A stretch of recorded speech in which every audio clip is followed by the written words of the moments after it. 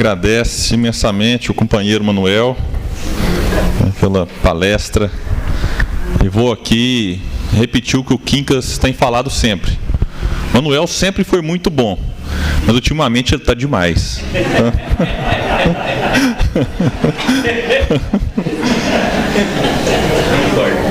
Pessoal, vamos convidar então.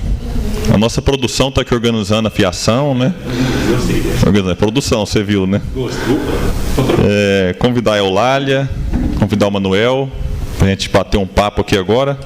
E aqueles que não fizeram perguntas, podem ficar à vontade. Levanta o dedo que a Ana Júlia, a Emanuele, o Rodrigo, a Lucimaura vão até vocês aí, levam um papelzinho, uma caneta e a gente vai interagindo aqui com todos. E quem é da internet também, se quiser participar, pode mandar algumas perguntas que o pessoal anota, me passa e a gente vê a possibilidade de repassá-las aos nossos companheiros. E é bom que essas perguntas são todas fáceis, viu? Vou começar pelas mulheres, né? As damas na frente, então. Eulália. Convivo com uma pessoa muito ansiosa.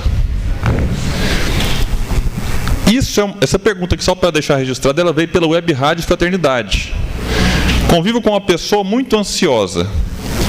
Isso é uma prova, uma expiação ou um resgate?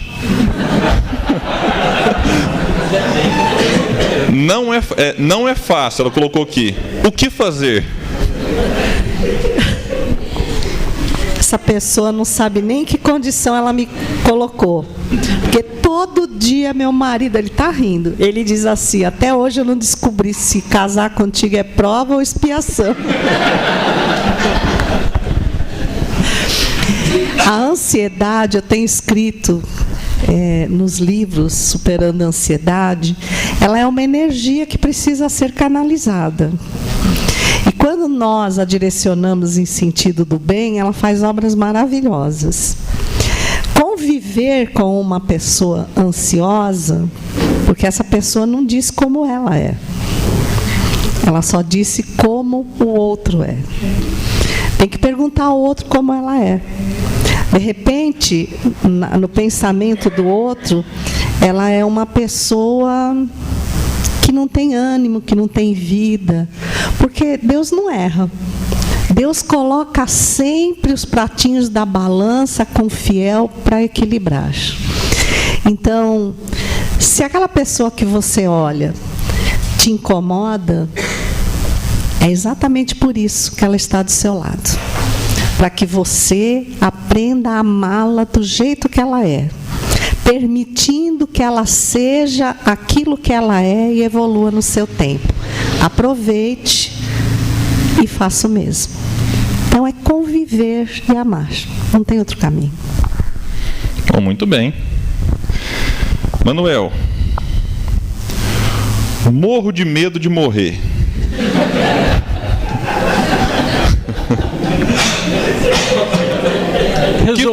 O que fazer para perder esse medo? Existe um livro do Richard Simonet muito bom, que pode ajudá-lo, que é Quem Tem Medo da Morte. Eu recomendo, é um livro extraordinário, pequeno, fácil de ler, e o Richard Simonet, ele, para variar, estava muito bem inspirado. Porque não dá realmente para responder numa solução simples. O Emmanuel nos diz que os nossos medos são originários das nossas culpas. E veja que Emmanuel não é a Joana de Ângeles com toda a psicologia dela, né? Mas ele tem uma percepção muito clara sobre nós e sobre a fase que nós vivemos. Então eu sugiro que a gente, como solução, trabalhe muito no bem, porque na medida em que a gente trabalha no bem, a gente resolve os nossos problemas de culpas. E uma vez que a gente resolve os nossos problemas de culpas, a gente não teme mais nem a morte nem a vida. Eu diria isso como solução. Beleza, vamos lá então. Eulália. Nos tempos atuais, me pego às vezes entrando no clima de ódio, desesperança, e ouvindo suas palavras me renova a vontade de lutar e vencer esses sentimentos. Ela coloca aqui de uma maneira, mas eu vou tentar entender aqui. Aí ela pergunta se é neste momento que o orar e vigiar do Cristo se faz mais necessário. Com certeza, porque nós finalizamos dizendo do momento da transição. Obviamente, se estamos caminhando em direção à evolução espiritual, nós estamos da madrugada, que vem da penumbra da noite, para o amanhecer. Então, os valores ficam confusos. E quando nós ficamos inseguros, todos esses sentimentos nos abordam, porque nós temos medo de sermos surpreendidos a qualquer momento por uma dificuldade que nos desafia a tomar uma posição. Hoje, por exemplo, nós temos que perguntar o que é corrupção. E fica difícil responder, porque aquilo que é corrupção para mim, para o outro não representa.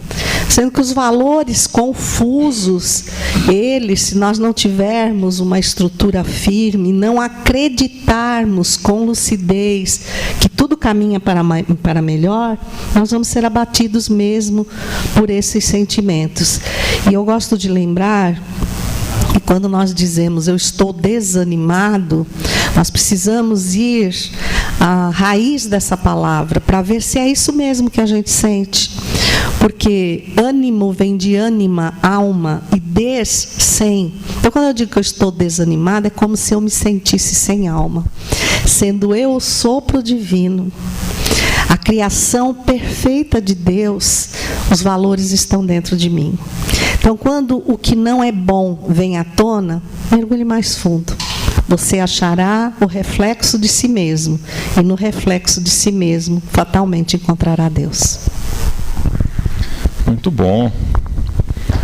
Manuel, qual a importância de Jesus ter voltado em espírito e aparecido para os seus discípulos?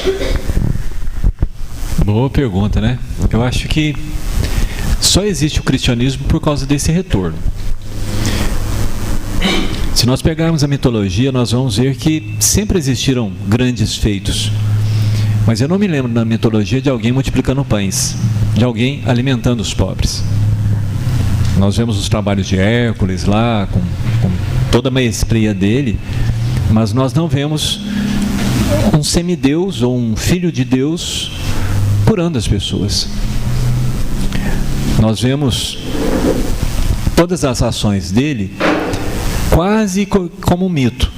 Mas quando ele vence a morte, e os gregos, quando Paulo fala que Jesus ressuscitou, eles começam a rir e o abandonam no aerópago. Então, mesmo os gregos, que consideravam a reencarnação, quando fala que Jesus retorna, eles não entendem. Não entendem, não consideram, não levam a sério. Quando Jesus retorna e os discípulos entendem ou percebem que ele estava falando a verdade, e é curioso, né? Porque viveram com ele, viram tudo o que viram, e só compreendem que ele realmente estava falando a verdade quando ele retorna. Somente nessa hora. Quando ele retorna, porque eles viram ele morrer. Eles viram, acompanharam o sepultamento, eles viram. E quando veem, e o ver é muito importante, porque Tomé não estava lá na primeira, duvidando, não é possível. Não é possível que ele tenha vencido a morte. A morte é o último desafio, não tem como retornar de lá. Eu gostaria de lembrar que o Tomé não participou da transfiguração. Então ele não viu Moisés e Elias. Ele viu Lázaro. E é estranho, porque viu que o Lázaro voltou, mas ele teve dificuldade em aceitar que Jesus voltasse. Ele viu o filho da viúva de Naim.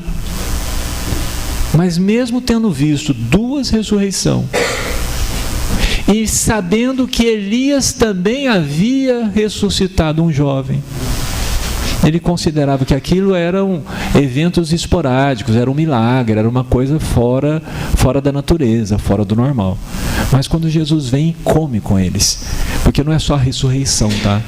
Às vezes a gente foca muito nessa figura, mas é o convívio.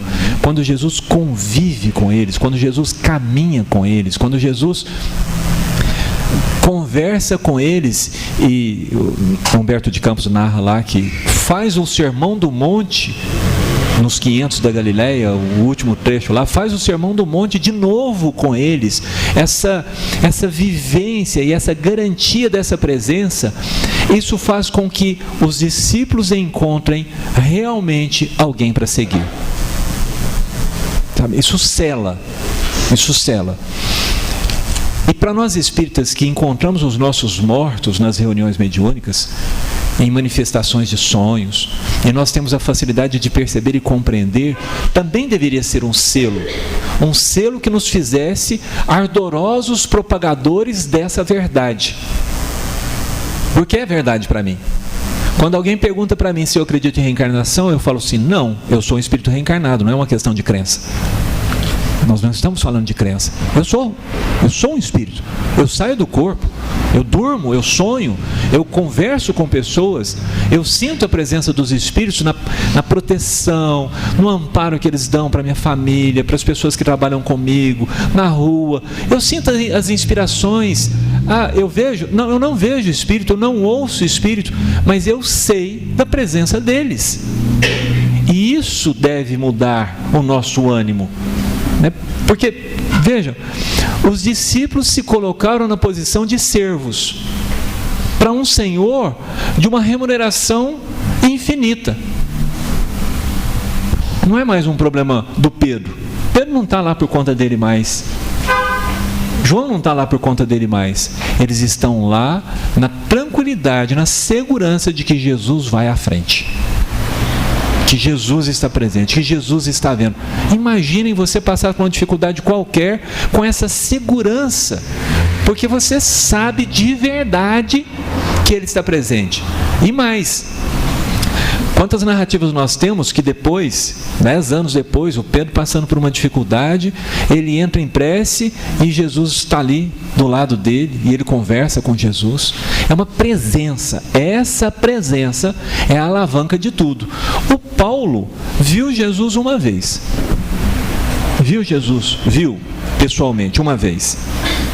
Mas depois ele sentia Jesus no Ananias, sentia no Pedro. Ele começou a ver Jesus em todo lugar, junto das pessoas. Ele começou a ver na prática, onde quer que haja um desses menores, um desses pequeninos, eu estou junto deles. Eles são meus queridos. Paulo começa a ver isso, ele começa a viver essa experiência de presença e faz o que fez. Já não sou mais eu quem habita em mim, mas o Cristo que fez morada. E é o que acontece com os discípulos a partir desse convívio depois do sepulcro, porque até o sepulcro ainda tinham as dúvidas se ele era ou não, mas naquele momento ali todas as barreiras se quebram, não só pela aparição, mas pela convivência com o Cristo. E nós somos chamados a conviver com o Cristo através da caridade. Muito bem.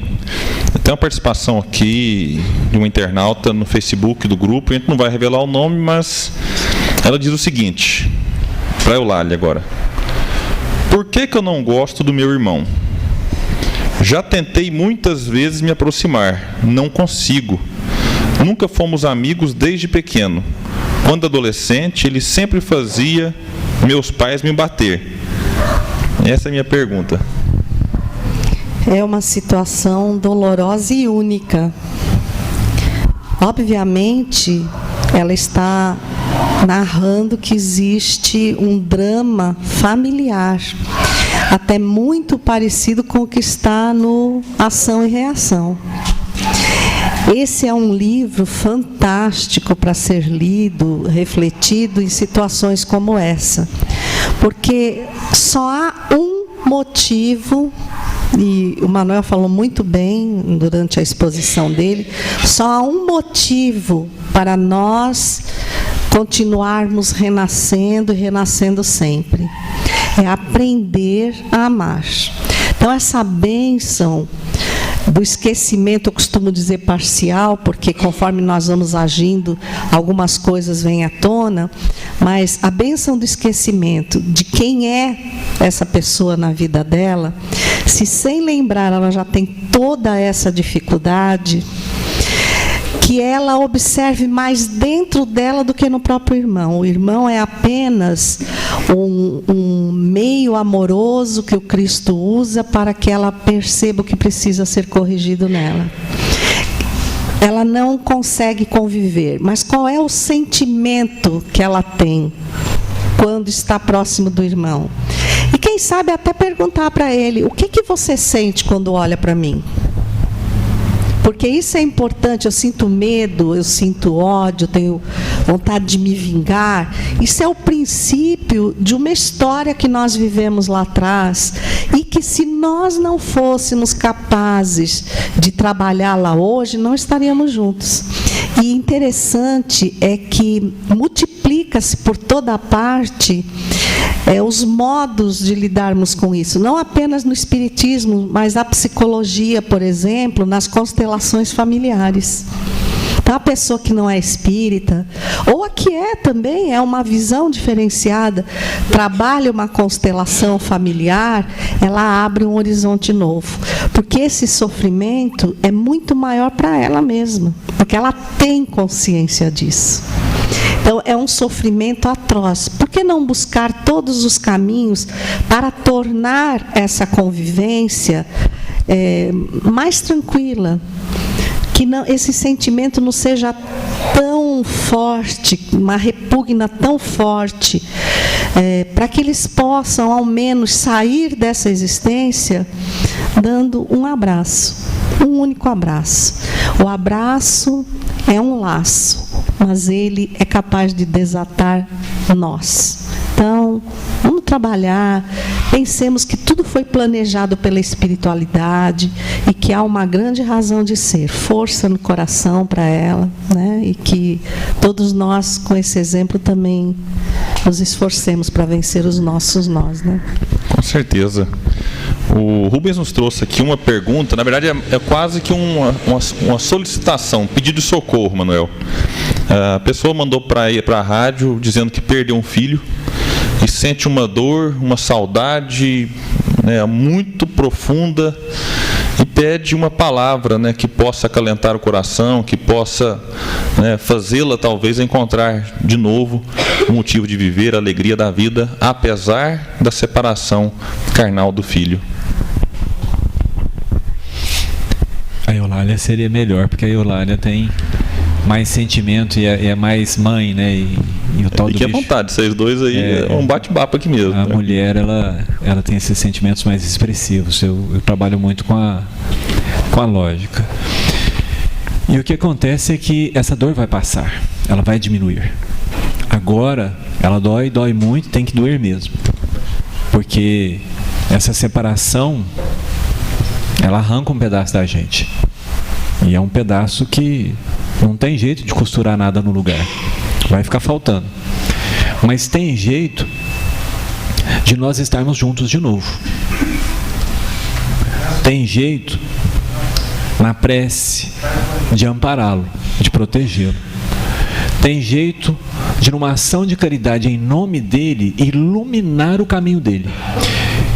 E isso é uma coisa que eu sempre fiquei espantado, porque as obras do André Luiz, através do Chico, falam muito sobre intercessão.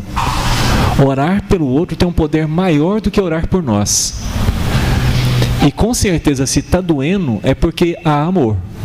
Eu diria até que, para outra moça que também perguntou a coisa aí do irmão, está doendo é porque ela quer amar. Então, está doendo é porque há amor. E isso é bom, não é ruim não. Mas vai passar. Vai abrandar, vai diminuir. E quanto mais ela se dedicará à caridade, ao bem.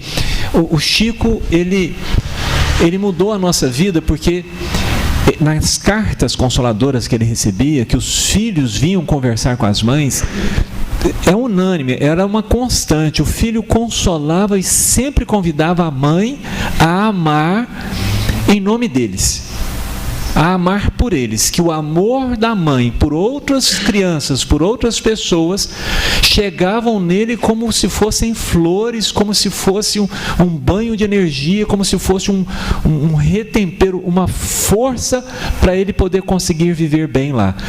E são centenas ou milhares de cartas no mesmo teor, na mesma condição, na mesma intenção, chamando a mãe para: faça o bem, quando a senhora está fazendo o bem em meu nome, eu estou junto, ajude alguém que eu recebo aqui.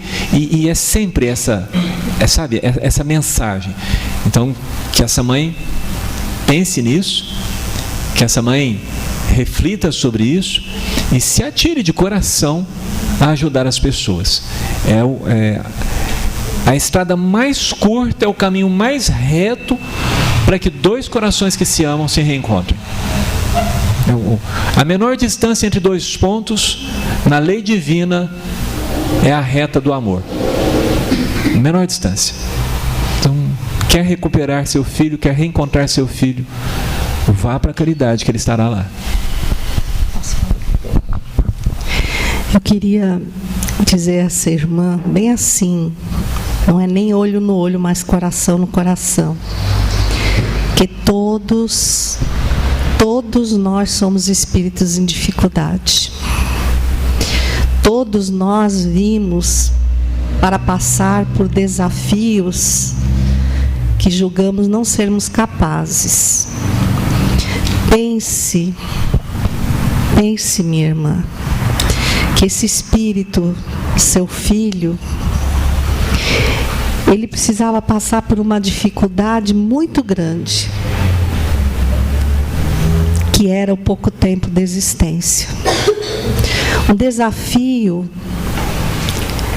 que acrescentou à alma dele um aprendizado chamado amor de mãe, porque isso foi programado anteriormente.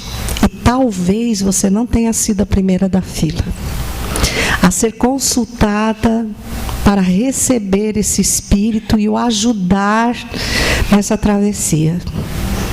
Mas talvez você tenha sido a única que aceitou amar tanto, tanto, que seria capaz de amar mesmo que ele partisse.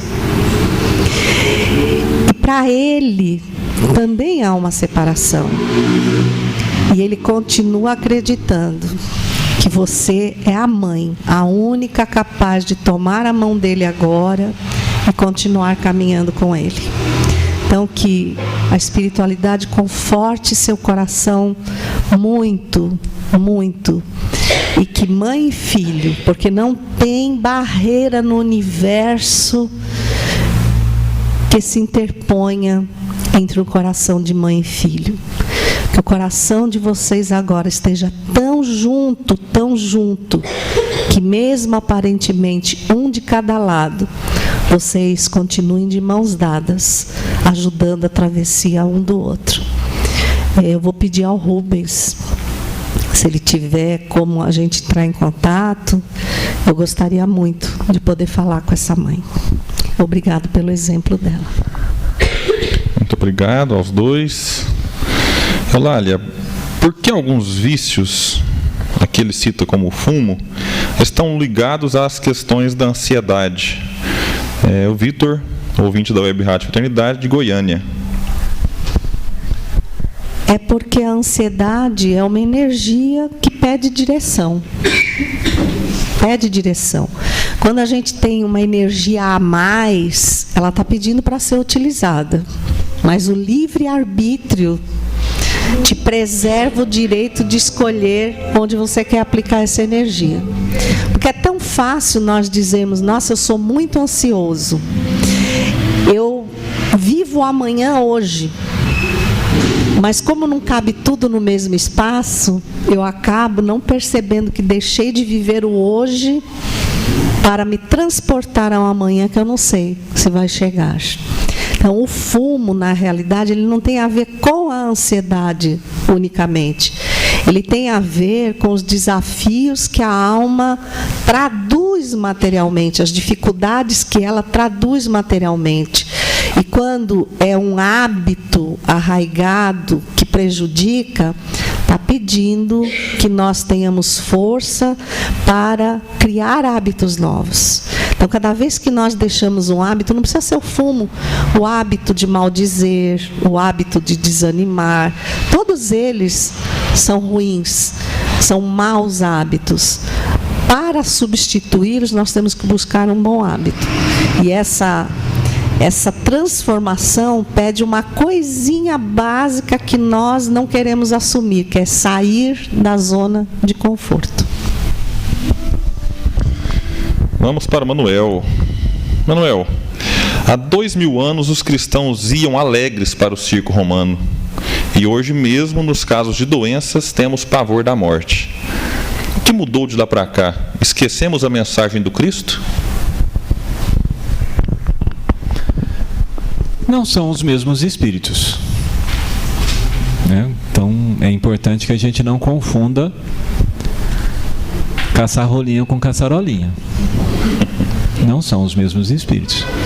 O espírito que vai alegre para o martírio é um espírito que já conquistou a certeza, a convicção de que vale a pena seguir Jesus. O espírito que teme a morte, ele teme a si mesmo. Nós não tememos os outros, a gente expressa nos outros, mas a gente teme a gente mesmo. Porque como nós comentamos anteriormente, é uma questão de culpa. E nós sabemos que nós vamos enfrentar isso. Mas sabe que é uma coisa muito curiosa, porque a culpa ela se manifesta de cá também. Mas de alguma forma na nossa mente a gente acha que aqui a gente está bem escondido, que ninguém está vendo. Tanto que quando a gente vai fazer a coisa, a gente procura o escurinho, a gente faz atrás da casa, a gente olha para ver se ninguém está olhando. E a gente sabe que no plano espiritual não tem jeito de se esconder. Como a gente sabe disso? E por que a gente sabe disso? Porque a gente vive lá, gente. Todo dia a gente volta para lá, todo dia a gente está presente, a gente sai do corpo e a gente é espírito, então a gente sabe disso. Aí quando a gente vê, a gente pensa assim, vai dar ruim, vai dar ruim. Mas a gente tem o hábito. Como a gente tem o hábito, a gente acaba não se predispondo a esse esforço de mudança. E não se predispondo a esse esforço de mudança, a gente vive com medo. E é uma conta que a gente precisa fazer. A gente precisa ser mais prático com as coisas. Tá? A gente vai sofrer de qualquer jeito. Concordam? Todo mundo vai sofrer, não vai? Todos nós. O japonês sofre. O alemão sofre. Bom, mas eles estão morando em países maravilhosos, mas sofrem. O indígena lá no meio do Amazonas, que não conhece a civilização, está de boa lá pescando, porque a gente tem essas fantasias, né? Ele está no paraíso lá, tranquilo. Você acha que ele não sofre, não? Não morre indiozinho? Morre indiozinho, gente. É a mesma dor, a dor da perda. Morre o pai, morre a mãe. Morre. Então a dor, ela existe em toda parte. Já que existe a dor em toda parte e é impossível fugir dela, vamos encarar? Aceita que dói menos? Então, começa assim. Nós precisamos olhar para a morte e entender que é um fenômeno da natureza, que todos nós estamos sujeitos, e aceitar esse fenômeno. E enfrentar o que é de fato. O que é de fato é que nós sabemos que nós não estamos fazendo o bem que deveríamos fazer. Trabalhando nesse bem que deveríamos fazer, e aí é gastar a nossa energia, é a escolha. Eu escolho o quê? E uma coisa curiosa, no Boa Nova, a narrativa de Joana, quando ela está presa ao poste, vai ser queimada, e o filho dela está do lado, o filho dela não está sorrindo, não. Está sorrindo, não, neguinho. Tá, mamãe, abjura. Por mim, mamãe, não estou pronto, esse Cristo aí, eu ainda não dou conta, não. E Joana ensinando-o, e, salvo engano, esse espírito é o Nelson, né? Que é o colega do Divaldo. O Nilson, né? Nilson. Não dou conta, não. Ela ensina para ele. Ensina para ele, ela está lecionando para ele. Então a gente tem também essa ilusão de que todo mundo morreu alegrinho, né? Pela estrada fora eu vou. Não, gente, não. As pessoas estavam deixando entes queridos para trás. Emmanuel narra que o Rufus, quando ele vai ser sacrificado, que ele tem que se separar, e ele olha para a esposa e para as filhas, e ele tem que se manter fiel ao Cristo, sabe? Ele tem que se manter, ele tem que passar a mensagem, ao compromisso dele. Ele só se tranquiliza quando o mercador se aproxima dele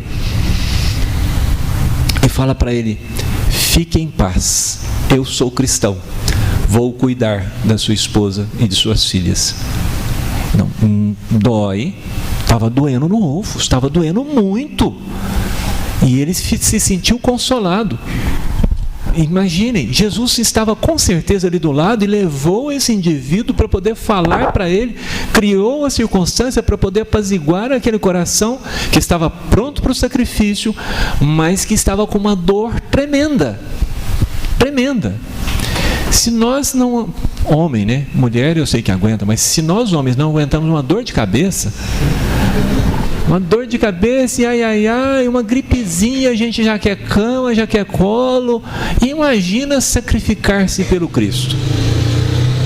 E aqui, nos tempos modernos, o sacrifício pelo Cristo não é mais de morte, conforme naquela época. O sacrifício do Cristo é repartir meu salário com quem precisa, é dividir das minhas coisas com quem tem menos, é ligar para conversar com aquele cunhado que quer me pedir emprestado, é receber, convidar a minha sogra no dia do aniversário dela para fazer um grande, belíssimo almoço para ela, né? E isso é sacrificar-se pelo Cristo hoje. Tem gente aqui falando misericórdia, tá muito, mas é o desafio, porque o desafio é amar, não é morrer. Morrer é um ato da grande cena, é realmente viver o amor, isso é sacrificar-se pelo Cristo. Então, nós não estamos indo com alegria. Eulália fez um comentário sobre o domingo, né? Nossa, domingo tem o Gelde, e oba, hoje é dia de Gelde. É domingo, é o mesmo lugar, o que muda? Nossos sentimentos, nossas escolhas, nossos valores. São os nossos valores, aquilo que eu gosto. Então, aprender a gostar de coisa boa. E dizem que a gente sabe gostar de coisa boa. Você entra numa loja, você olha, não precisa pôr preço. Aquilo que você gostou, você pode perguntar que é o mais caro. A gente sabe onde está o valor. Então, a caridade é a mais cara, porque é o melhor. É o melhor artigo disponível para consumo hoje em dia. É o mais desafiante. É o que produz melhores resultados na nossa vida. Não solta as tiras, não desbota, não fede, sempre, sempre boa. Guardem isso. Caridade é o que há. Eulália, a gente percebe um número muito grande, né, de suicidas na atualidade. As últimas estatísticas que a gente tem apontavam uma redução no número. Não sei como é que serão, né, os próximos dados que chegarão para nós. E a gente sabe que muitos, né, buscam, até mesmo na Web Rádio Fraternidade, nas demais rádios que acompanham a transmissão, ou talvez entre nós, pessoas que estão desanimadas e que talvez estão prestes a cometer um suicídio. Eu queria que você direcionasse para essas pessoas em especial uma palavra né, de bom ânimo, uma palavra, né, que parta do seu coração e que possa talvez fazer essas pessoas repensar e valorizar, né, de fato esse fato de ter nascido, né, e agora, apesar das dificuldades, aqui estamos.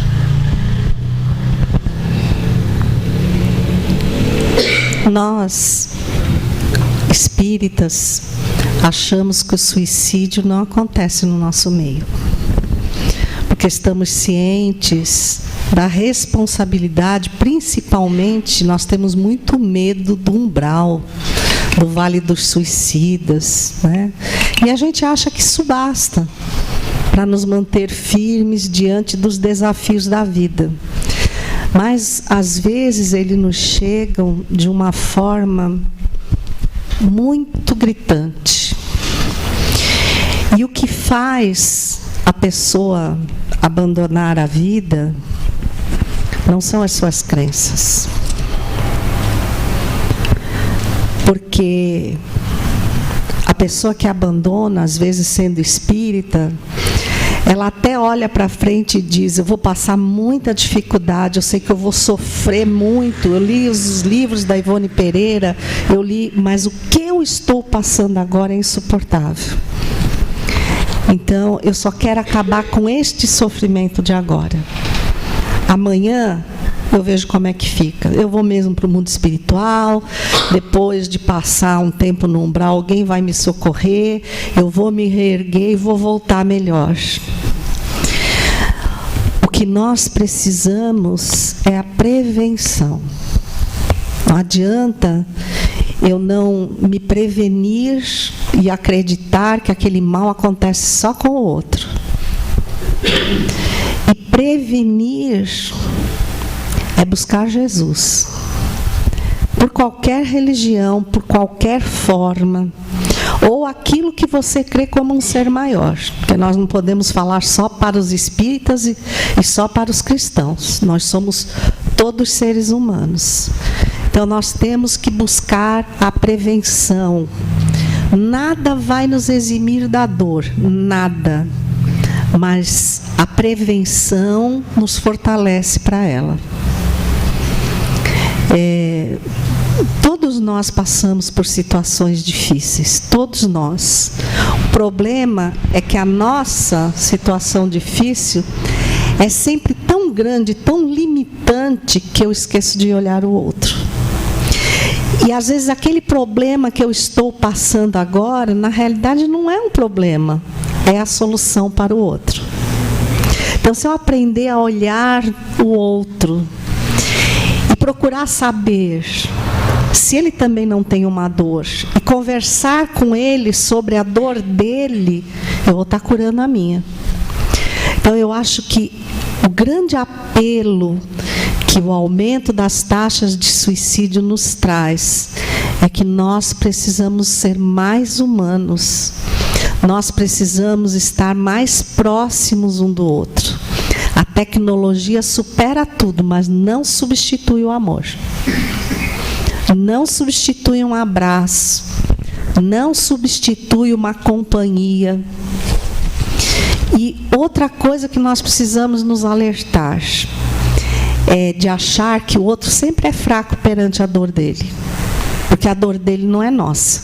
Porque quando for nossa, eu já vivi uma depressão profunda. Eu narrei hoje lá em Tupaciguara.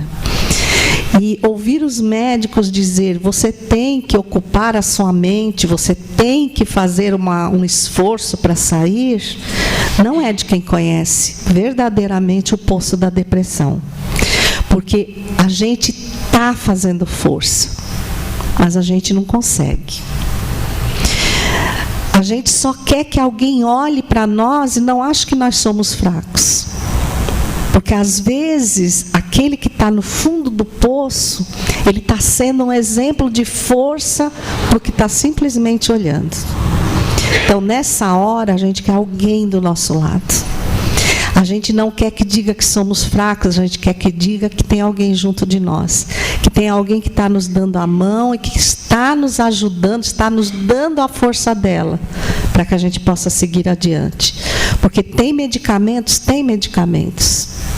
eles ajudam muito e são indispensáveis, que é outra dificuldade que o espírita tem.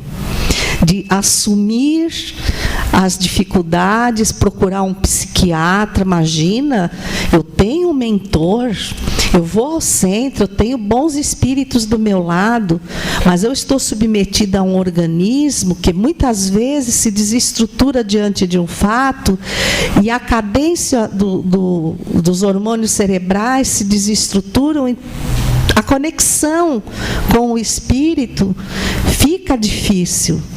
Eu não me sinto espírito, eu me sinto alguém prestes a morrer e que ninguém vai salvar. Então, a última coisa que a gente precisa é que alguém nos aponte o dedo. Porque quando eu tive essa depressão, eu já tinha fundado a Casa Espírita, já tinha um trabalho efetivo, tinha todo o trabalho da minha casa, não havia tempo disponível. A minha fé, o Manuel falou uma coisa de crença, né? Nós não cremos, nós somos. Então, Deus, Jesus, o Espiritismo aqui dentro de mim, mas eu não conseguia sair. Então, o amor da minha família, que muitas vezes pegou na minha mão, me arrastou para o médico, vigiou meus medicamentos, e a persistência de estar dentro da casa espírita, eu ficava muito ruim, eu falava, me leva até o centro. Eu não conseguia fazer palestra, mas eu conseguia dobrar roupa, eu conseguia lavar o chão. E aí eu voltei para a assistência social e comecei a ver dores muito maiores que a minha.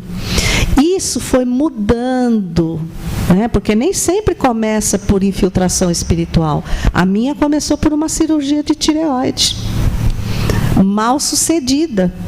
Isso me levou a um estado de depressão. Agora, o melhor de tudo foi ouvir um psiquiatra dizendo para mim, olhando meus exames da tireoide, sua tireoide chegou ao mínimo dos mínimos.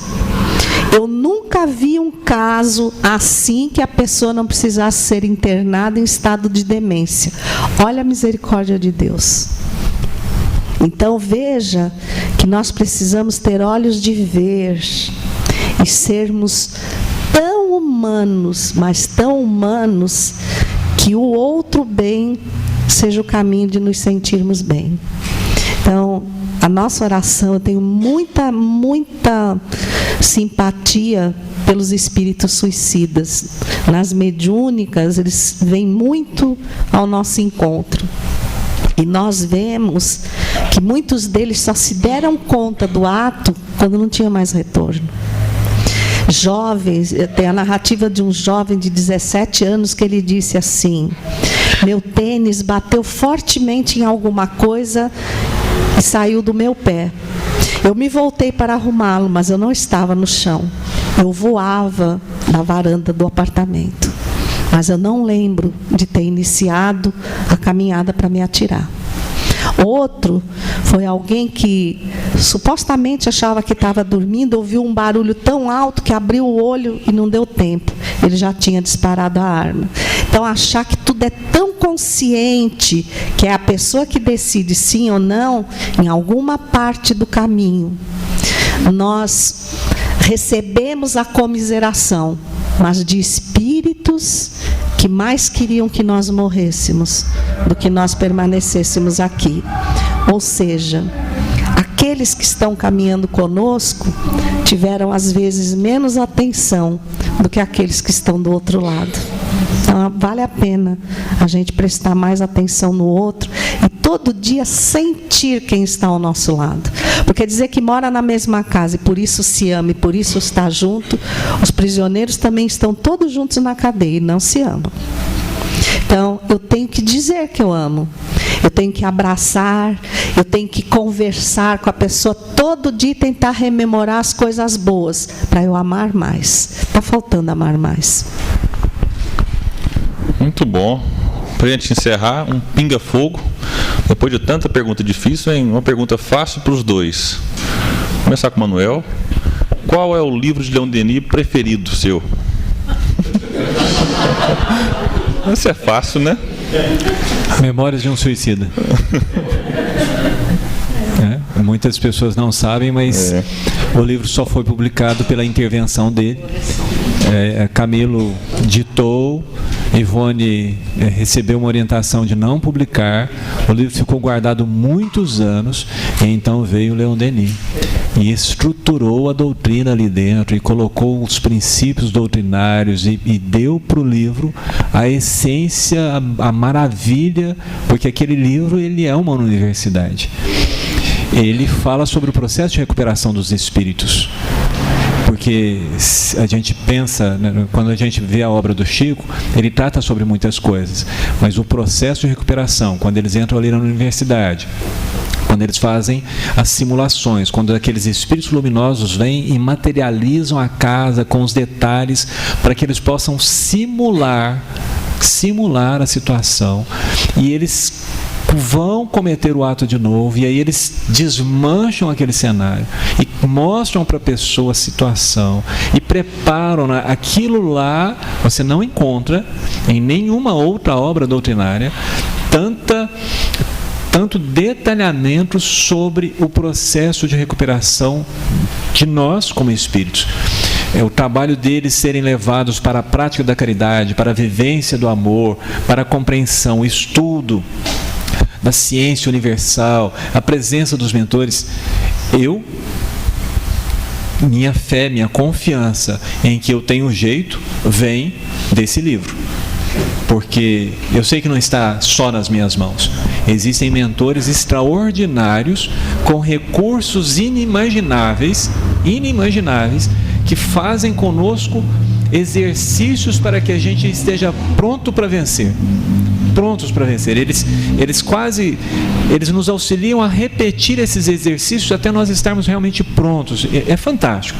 Então, minha obra predileta dele realmente é essa. Agora, a minha coisa predileta no Leon Denis é a paixão, o amor que ele tem pela harmonia do universo. Eu não vejo isso retratado com facilidade em outros espíritos. Ele ama as árvores, ele ama o sol, ele ama o vento, ele percebe essa harmonia, sabe? E é transparente, dá para a gente perceber que ele percebe essa coisa. Então tem muita gente que está ali focado no ser humano, e ele abre as nossas perspectivas e fala assim: dá uma olhada nisso. Isso foi feito para você. Deus te ama tanto, mas te ama tanto que primeiro Ele fez um jardim de Éden, um jardim de delícias. E olha que delícia que é essa terra nossa.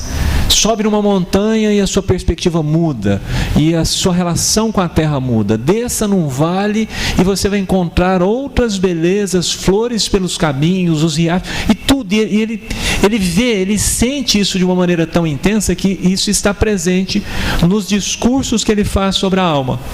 Essa mesma convicção sobre a presença divina na natureza, ele tem sobre a presença divina em nós. Então essa é uma característica que eu gosto nele. Você viu, né?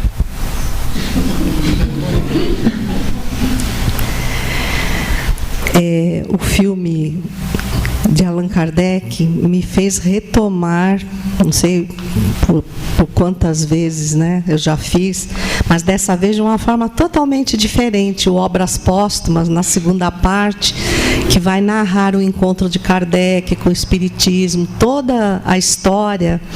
E aí eu parei naquela parte que o Espírito de Verdade diz a Kardec que ele use sim de rigor, de austeridade, mas também um pouco de poesia.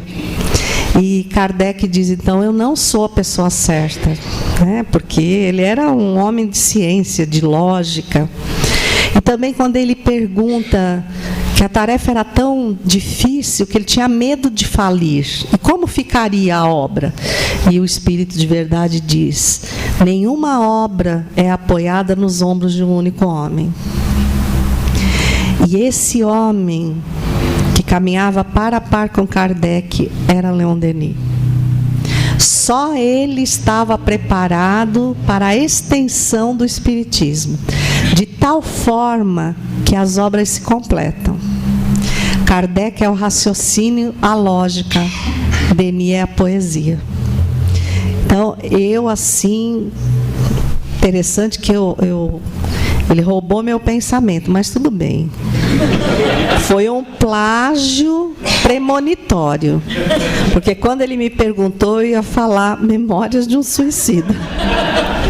Exatamente porque foi Leon Denis que deu toda a parte doutrinária, elaborou essa obra fantástica que fez Chico afirmar que ela seria a obra mais importante dos últimos 50 anos e dos próximos 50 anos.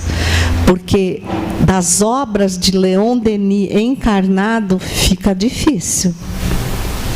Depois da morte, descortina a vida. O problema do ser e do destino, que eu continuo dizendo que também é da dor, né?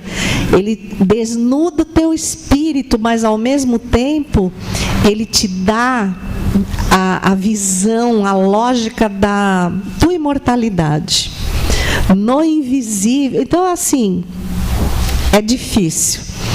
E olhar para Leon Denis e para Allan Kardec, eu acho que torna a doutrina espírita o caminho mais lúcido, e nós, os convidados a ler, as pessoas que podem viver infinitamente mais felizes. Gratidão a esses dois espíritos incomparáveis. Bom, gratidão a vocês dois. Nosso muito obrigado pela participação, né, por ter colorido de maneira tão bela esse nosso segundo encontro Amigos de Leon Denis. Realmente foi uma tarde e noite de muito aprendizado. E já falando em Leon Denis, vou reforçar aqui o convite, porque eu esqueci de dar uma informação no intervalo, de que nós tínhamos apenas 150 vagas restantes aí para o Congresso Leon Denis de julho, daqui um pouco mais de um mês. E agora são só 140, então a gente tem que correr porque as vagas estão acabando. Aproveitar aqui também que estamos sendo acompanhados pela Rádio Fraternidade, né, e outras rádios, Canal Alimento da Alma, Portal da Luz, Rádio Doutrina, e dizer a todos, né, que prestigiem o nosso evento, né, que estejam conosco vários palestrantes, né, me ajuda a lembrar aí, gente, se eu esquecer, pelo amor de Deus. André Trigueiro, André Sobreiro, eu estou custando enxergar você, Rodrigo, o cartaz eu vou tentar. André Trigueiro, André Sobreiro, Ana Tereza Camasmi, Cosme Massi. Não, Décio, esse cartaz está defasado aí. Marcel Mariano, Quincas Veloso, Larissa Chaves, Simão Pedro, já falei, e Odeilson Salles e Simão Pedro. Então fechei os 9 do público adulto. Alguns deles estarão também com os jovens, e jovens temos somente mais 70 vagas. E nós estamos trazendo 3 youtubers de São Paulo para participar com os jovens, além do Alan Mitchell, do Alisson, do Marquito, que o pessoal até brincou que o Marquito evangelizou metade da Bahia. Que o homem é lá na Bahia, lá ele é o cara. A gente está trazendo ele de Salvador para participar com os jovens, então vai ser um momento realmente muito importante e a gente conta com o apoio, né, de todos vocês, para nos ajudar. Se já estão inscritos, convide mais um, nos ajude a divulgar para que nós consigamos encher aquele espaço que é a Casa Garcia. E repito, as inscrições estão R$ 80,00 para o público adulto e R$ 70,00 para o público jovem. Os livros vendidos da Eulália, repito, são para a manutenção da casa espírita que ela frequenta em Santos. Os livros que nós vendemos é para a construção da nossa sede própria, que está acontecendo no bairro Bem Viver já há pouco mais de um ano. E ali também agora vocês vão ver que a mesa mudou um pouco. Nós temos algumas coisinhas ali, eu não sei o que é direito aí, mas é um pouquinho de cada coisa, né? Arroz doce, canjica, arroz doce, não. É tudo fluídico, não engorda. E a renda deles também é destinada para a construção da nossa sede, então já leva, garante café da manhã, o café da noite, sei lá, né? Então agradeço mais uma vez a participação de todos. Quero convidar o nosso companheiro, irmão, né, da nossa casa. Hoje, eu falei, eu faço às vezes aqui enquanto membro da casa, mas eu queria a participação de 2 grandes parceiros nossos, né, que estão aqui nos nossos eventos, que é o Wilton e a Zezé, e também agora o Alexandre, fazendo a prece final, para que todos nós possamos retornar em paz aos nossos lares.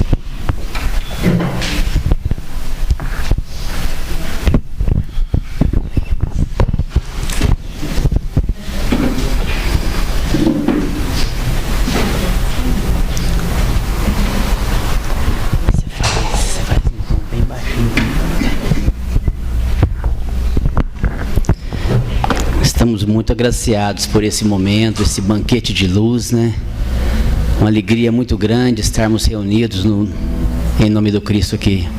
Muito obrigado, Manuel. Muito obrigado, Eulália. Em nome de todos, o agradecimento por todos esses conhecimentos que adquirimos aqui hoje. Aquele que se sentir à vontade, feche os olhos.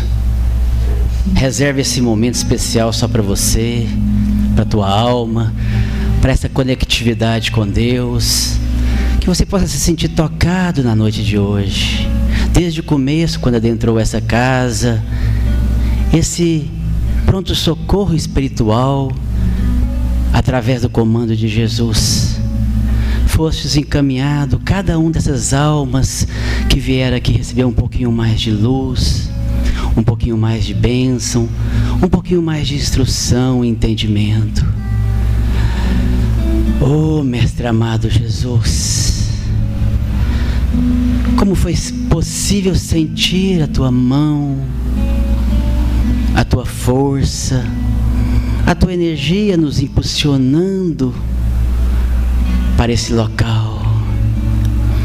Tudo que foi comentado aqui, Jesus, teve o auxílio do alto, dos mentores espirituais. Os temas abordados, temas tão profundos que muitos de nós ainda desconhecíamos, tantos aspectos que precisaríamos entender: a morte, a vida, compreensões que tínhamos que receber na noite de hoje para fortalecer as nossas jornadas. Tu nos deste de presente, Jesus, toda essa compreensão, esse fortalecimento, nos consolando as nossas almas. E além do consolo, o encorajamento para prosseguirmos, abençoados nessa jornada difícil chamada reencarnação. As luzes do alto se colocaram aqui nas nossas mentes, resplandecendo as almas aflitas e aquelas que precisavam de energia e de força para se sustentar. Quantos não vieram aqui hoje de corpo, mas sentiram na alma a presença espiritual mais uma vez do Cristo na terra? Tantos através das redes sociais acompanharam esse banquete maravilhoso que era tão necessário nesse presente momento de transição planetária, em que o nosso lado psicológico, o nosso lado emocional está mais aflorado a receber. Oh, Jesus, irmão, obrigado pelo teu amor, pela tua misericórdia e bondade infinita em conceder essa simples casa através desses abnegados irmãos que, sabedores das nossas necessidades, nos impulsiona a essa compreensão maior. Renunciamos um pouco mais de nós mesmos e valorizamos o nosso tempo vindo até essa casa de bênção receber o material necessário à edificação do espírito imortal. Recebemos desses irmãos simples as instruções de hoje, também inspirados pelo mundo maior, pelo Altíssimo, nos capacitaram a entendimento da tua palavra, desse evangelho de luz. Dissestes nos antepassados: aquele que quiser vir após mim, renuncie a si mesmo, tome a tua cruz e siga meus passos. Nos fortaleça, Jesus, para continuarmos renunciando e seguindo sempre os teus passos. Que valorizemos mais e mais e mais na terra esses banquetes espirituais. Bem-aventurados os que têm sede e fome de justiça, pois serão saciados. Saímos daqui saciados do teu evangelho, saciados da tua luz, saciados da tua vontade, saciados do teu amor. Muito obrigado, Jesus, nosso irmão. Que a tua luz seja com cada um de nós, onde quer que nós estejamos. Ilumine, ilumine essa terra tão necessitada da Tua luz, dissipando as trevas a cada dia. E que possamos nós, pequenos focos de luz, onde passarmos, resplandecermos o Teu Evangelho com a Tua força, com a Tua magnânima vontade, com o Teu amor e com a Tua destra abençoadora.